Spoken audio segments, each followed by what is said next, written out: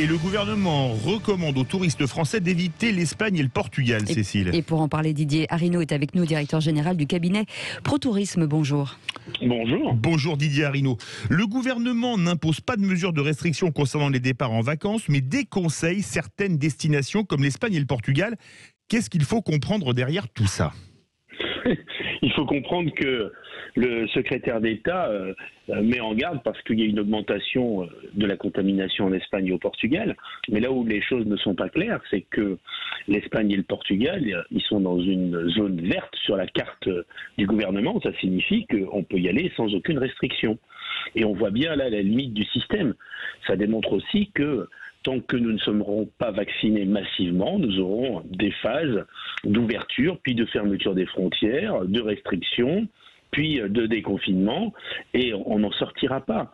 On le voit d'ailleurs avec des pays qui sont faiblement vaccinés. C'est le cas du Japon, où il n'y aura pas de spectateurs pour les Jeux Olympiques, et même des pays qui ont fermé complètement leurs frontières et qui sont à la merci de l'introduction du variant par un ou deux passagers. C'est le cas de l'Australie. Donc c'est une situation qui est totalement insoluble. Alors justement Didier Arinaud, comment les agences de voyage réagissent-elles ? Alors, les agences de voyage sont très embêtées parce que ils ont des clients qui sont des clients inquiets, avec des clients qui disent le secrétaire d'État nous déconseille d'aller en Espagne ou au Portugal, donc il faudrait me rembourser. Mais l'agence de voyage ne peut pas rembourser, la compagnie aérienne assure les vols, les établissements sont ouverts dans ces pays. Donc on voit bien que ça génère de la confusion. Sur le fond, le secrétaire d'État n'a pas tort.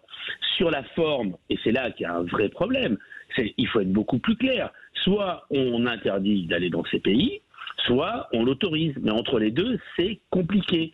Et d'autre part, nous n'avons absolument pas les moyens, parce que nous sommes au cœur de l'Europe. Nos frontières sont des passoires, car les douaniers ne peuvent pas contrôler l'ensemble des flux à la frontière italienne, espagnole et toutes les autres frontières. Et puis, il n'y a pas de véritable harmonisation européenne, puisque lorsque l'on n'est pas vacciné, il y a des pays qui vous imposent la quarantaine. Et ce ne sont pas des pays lointains, c'est le Danemark, c'est l'Autriche. Il y a des règles qui changent suivant les pays. Il y a une information des douaniers qui est vraiment parcellaire. Il y a des gens qui ont été refoulés à l'aéroport parce qu'on leur disait qu'il leur fallait un motif impérieux pour aller au Maroc, alors que ça n'est plus le cas depuis le 15 juin.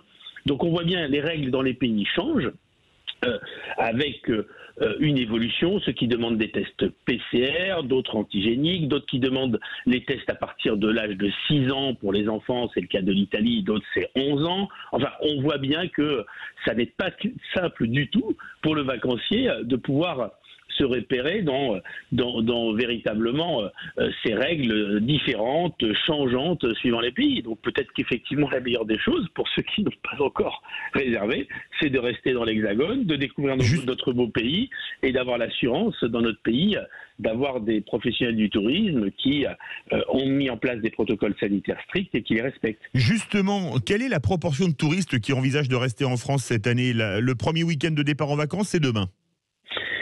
Habituellement, les autres années, on a entre 70% des Français qui restent dans l'Hexagone, c'est-à-dire et 75%. Ça veut dire qu'il y a 25 à 30% des vacanciers qui partent à l'étranger.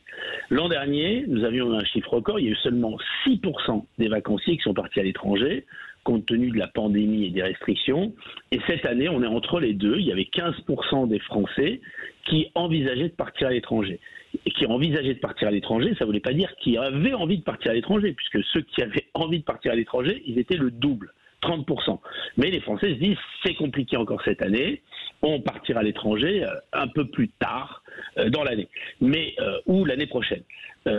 Mais ces chiffres pourraient encore baisser, parce qu'il y a tous ceux qui n'ont pas encore choisi leur destination de vacances, et compte tenu de la situation, de cette situation confuse, ils privilégieront à l'évidence la destination France, ce qui est plutôt bon pour notre économie.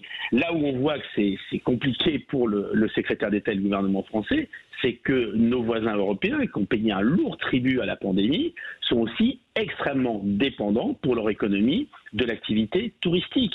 Ils ont eu une augmentation du chômage, ils ont mis en place d'ailleurs certains, et notamment en Espagne, des règles très strictes en matière de sécurité des touristes, sauf que de temps en temps, peu à peu, on voit avec l'ouverture des boîtes de nuit, et puis aussi des flux de jeunes Européens, de gens qui ne peuvent pas respecter les gestes barrières parce qu'à un moment donné, ils sont dans une ambiance de vacances, dans une ambiance de fête. On sait très bien que c'est impossible de tenir les gens pendant des années avec toutes ces contraintes. Et puis, ils ont été enfermés dans les villes, ils ont été coincés, tous ces étudiants. Ils ont besoin de vivre, et c'est tout à fait logique. Mais vivre sans être vacciné, c'est prendre le risque d'être contaminé et donc d'avoir une flambée et donc une quatrième vague. Et c'est là qu'il va peut-être falloir être beaucoup plus clair. C'est la liberté de chacun d'être vacciné ou pas. Mais je pense que si on veut voyager à l'avenir, la liberté, elle s'arrête là. C'est-à-dire qu'à l'avenir, il faudra être vacciné pour voyager, à n'en pas douter. Merci beaucoup Didier Arrino. Je rappelle que vous êtes directeur général du cabinet ProTourisme.